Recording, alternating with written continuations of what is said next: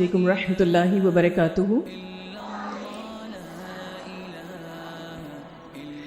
اللہ تعالیٰ آپ سب کو علم مبارک کرے اور آپ سب سے اس کو قبول فرمائے۔ بہت خوشی کا دن ہے الحمدللہ ہم سب کے لیے۔ بچے بہت خوش ہیں الحمدللہ کیونکہ وہ اپنا رزلٹ لے رہے ہیں، اور والدین اور اساتذہ کرام سب خوش ہیں کیونکہ ان کے بچے کامیاب ہو رہے ہیں الحمدللہ۔ اللہ تعالیٰ ان بچوں کو اپنے والدین کے لیے اور اساتذہ کرام کے لیے بہترین صدقہ جاریہ بنائے۔ اللہ ان کے ہاتھوں سے خوب خیر جاری کرے۔ علم بہت بڑی نعمت ہے اور قرآن اور سنت کا علم بہت ہی اہم ہے۔ اس علم کے بغیر نہ دنیا اچھی ہو سکتی ہے نہ آخرت اچھی ہو سکتی ہے۔ صحابہ کرام رضی اللہ عنہم نے علم حاصل کرنے کے لیے کئی مہینوں کا سفر طے کیا۔ کثیر بن قیس کا بیان ہے کہ میں دمشق کی مسجد میں حضرت ابو درداء رضی اللہ تعالیٰ عنہ کی خدمت میں بیٹھا ہوا تھا کہ ایک شخص آیا اور اس نے کہا، اے ابو درداء، میں رسول اللہ صلی اللہ علیہ وسلم کے شہر سے آپ کی خدمت میں حاضر ہوا ہوں صرف اس لیے کہ مجھے پتہ چلا ہے کہ آپ رسول اللہ صلی اللہ علیہ وسلم سے ایک حدیث کو بیان کرتے ہیں۔ آپ مجھے وہ حدیث بیان کیجئے، اس کے علاوہ یہاں آنے کا میرا کوئی مقصد نہیں۔ اب آپ دیکھیے کہ یہ مدینہ سے دمشق کا سفر صرف اور صرف ایک حدیث کے لیے کر رہے ہیں۔ ابو درداء رضی اللہ تعالیٰ عنہ نے حدیث سنائی۔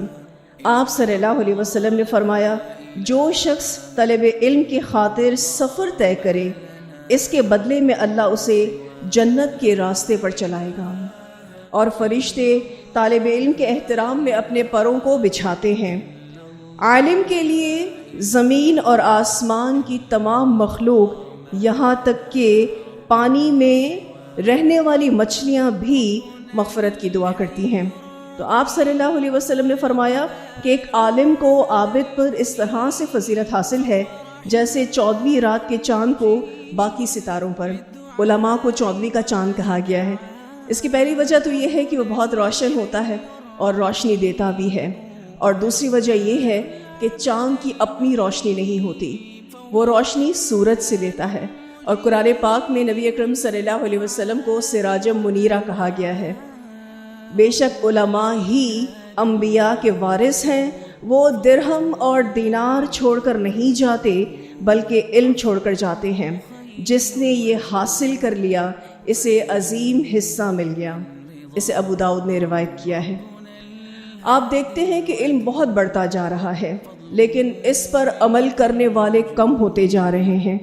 قیامت کے قریب قرآن اور حدیث پڑھے اور پڑھائے جائیں گے لیکن ان پر عمل نہیں کیا جائے گا۔ ابن ماجہ کی روایت میں آتا ہے، نبی اکرم صلی اللہ علیہ وسلم نے فرمایا، علم اٹھ جائے گا۔ تو صحابہ کرام نے پوچھا کہ علم کیسے اٹھ جائے گا؟ جبکہ ہم قرآن پڑھتے ہیں، اپنی اولاد کو قرآن پڑھاتے ہیں اور وہ آگے اپنی اولاد کو قرآن پڑھائیں گے، اور یہ سلسلہ قیامت تک چلتا رہے گا۔ آپ صلی اللہ علیہ وسلم نے فرمایا، کیا یہ حقیقت نہیں کہ یہود و نصارہ تورات اور انجیل کو پڑھتے ہیں لیکن ان میں سے جو کچھ ہے اس میں سے کسی چیز پر عمل نہیں کرتے؟ آج ہم مسلمانوں کا بھی یہی حال ہے۔ قرآن پڑھتے ہیں، بہت علم ہے لوگوں کے پاس لیکن عمل نہیں کرتے۔ ہم سب نے قرآن کو اس لیے پڑھنا ہے تاکہ ہم عمل کریں اور اللہ ہم سے راضی ہو۔ اس حدیث سے واضح طور پر یہ بات پتہ چلتی ہے کہ ایسا علم جس پر عمل نہ ہو اس کا کوئی فائدہ نہیں ہے۔ اب ہم کیسے عمل کریں گے؟ اس کے لیے لازمی ہمیں قرآن سے جڑنا ہوگا، سمجھ کر پڑھنا ہوگا، اور نیت یہ ہو کہ عمل کریں گے، اللہ کو راضی کریں گے۔ ہم سب نے خود کو اس کے لیے فارغ کرنا ہوگا۔ دیکھیں، دنیا میں بہت اٹریکشن ہے اور یہ دنیا آپ کو اپنی طرف کھینچے گی۔ آپ نے اپنے آپ کو بہت زیادہ سوشل ہونے سے بچانا ہے تاکہ ہم دین سیکھ سکیں، سکھا سکیں۔ آج ہم دیکھتے ہیں کہ مسلمانوں میں دنیا کی محبت بڑھتی جا رہی ہے اور موت سے نفرت پیدا ہو گئی ہے۔ یعنی کوئی بھی مرنا نہیں چاہتا، ہر کوئی صرف اور صرف اس دنیا میں رہ جانا چاہتا ہے۔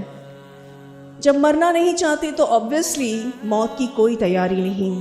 ابو داؤد کی روایت میں آتا ہے، نبی اکرم صلی اللہ علیہ وسلم نے فرمایا مسلمان تعداد میں بہت زیادہ ہو جائیں گے لیکن ان کی کوالٹی ختم ہو جائے گی، یعنی وہ باعمل نہیں رہیں گے۔ ریزنز یہی ہوں گے کہ دنیا کی محبت دل میں بہت زیادہ ہوگی اور موت سے نفرت پیدا ہو جائے گی۔ آج میں تمام سٹوڈنٹس کو یہ کہنا چاہوں گی کہ خود کو قرآن سے جوڑے رکھیں۔ روزانہ آپ نے قرآن پڑھنا ہے انشاءاللہ تعالی۔ اپنی دنیا کی تعلیم کو بھی جاری رکھیں لیکن دینی تعلیم بھی لازمی طور پر حاصل کریں۔ آپ نے ماشاءاللہ حفظ مکمل کیا، کچھ بچیوں نے ناظرہ مکمل کیا۔ میں اب چاہوں گی کہ یہ قرآن کو سمجھ کر پڑھیں۔ اپنی اسکول، کالجز اور یونیورسٹیز کی بھی تعلیم کو جاری رکھیں لیکن دینی تعلیم کو بھی لازمی طور پر حاصل کریں۔ بہت سارے فتنے ہیں جس میں سب سے زیادہ بڑا فتنہ جو عورتوں کو چھو گیا ہے وہ ہے بے حیائی کا فتنہ۔ اس فتنے سے اپنے آپ کو بچائیں۔ جیسی زندگی اللہ تعالیٰ نے ہمیں گزارنے کے لیے کہی ہے ویسے ہی زندگی گزاریں۔ سارے بچوں سے کہنا چاہوں گی کہ اچھے دوست بنائیں، وہ دوست جو آپ کو اللہ سے دور کر دے، آپ کو غلط عادت سکھائے، غلط بات سکھائے، اس سے دوستی ختم کر دیں۔ اور پھر یہ کہ آپ کی ایکٹیویٹیز بھی اچھی ہونی چاہیے، اچھا کھائیں، اچھا پئیں، اچھا پہنیں۔ اس سے منع نہیں کرتا ہمارا دین، لیکن لازمی ہمیں اپنی ایکٹیویٹیز پر فوکس کرنا ہے کہ ہم کیا کرتے ہیں سارا دن۔ بہت زیادہ موبائل کا استعمال، بہت زیادہ فضول چیزوں کو پڑھنا یا دیکھنا اچھا نہیں ہے۔ ہم سب نے کوشش کرنی ہے کہ اس فتنے کے دور میں اپنے آپ کو بچائیں۔ نبی اکرم صلی اللہ علیہ وسلم کی ایک حدیث ملتی ہے جسے مسلم نے روایت کیا ہے کہ نماز، روزہ، صدقہ اور خیرات اور دیگر نیک اعمال کی پابندی کرنے والا فتنوں سے محفوظ رہے گا۔ نماز کبھی نہیں چھوڑنی، اور جب رمضان کا مہینہ آئے گا تو ایک بھی روزہ نہیں چھوڑنا۔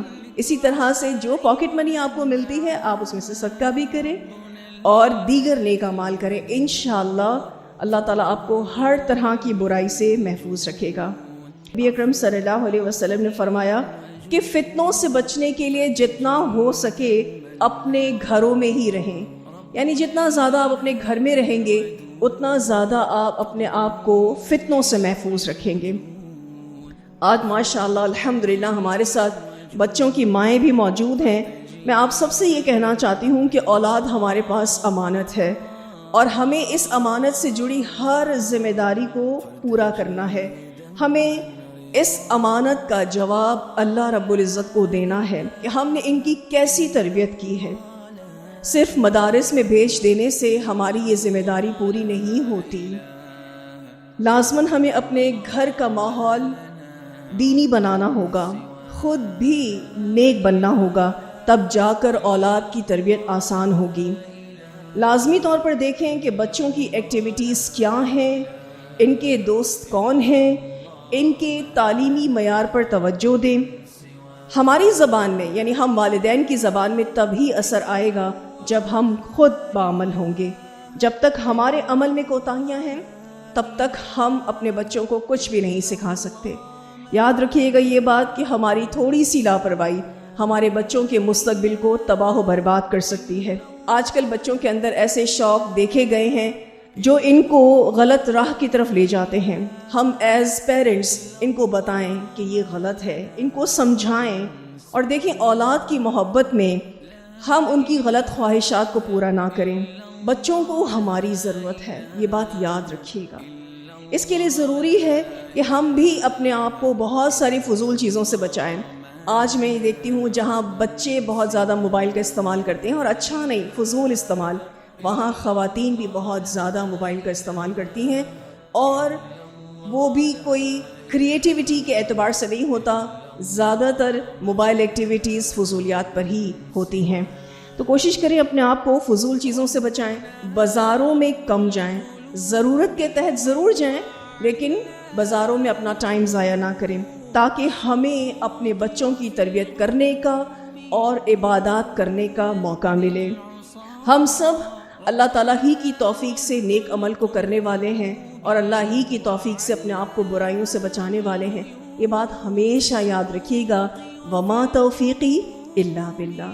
جو کچھ بھی ہم کرتے ہیں اچھائی میں سے وہ صرف اور صرف اللہ کی طرف سے ہے، ہم برائیوں سے بچتے ہیں صرف اور صرف اللہ کی توفیق سے۔ اللہ ہی ہے جو ہمیں چلاتا ہے، کھلاتا ہے، پلاتا ہے، اس کے بغیر ہم کچھ بھی نہیں ہیں۔ ہماری ساری عبادتیں صرف اور صرف اللہ رب العزت کے لیے ہونی چاہیے۔ انشاءاللہ جب ایسی زندگی گزرے گی کہ جس میں اللہ کے لیے خالص ہو کر عمل کرنے والے ہوں گے، تو موت بھی کلمے کے ساتھ ہی نصیب ہوگی، جس میں ہم اللہ کی توحید بیان کرتے ہوئے، رسول اللہ صلی اللہ علیہ وسلم کی رسالت کا بیان کرتے ہوئے اس دنیا سے چلے جائیں گے۔ اللہ تعالی ہم سب کو بہترین عمل کرنے کی توفیق عطا فرمائے۔ اللہ ہم سب کا یہاں آنا قبول فرمائے، اللہ ہم سے راضی ہو جائے۔ اللہ سبحانہ تعالیٰ سے میں یہی دعا کروں گی، اللہم انا نسألک ایمانا لا یرتد ونعیما لا ینفد ومرافقۃ محمد صلی اللہ علیہ وسلم فی اعلی جنت الخلد۔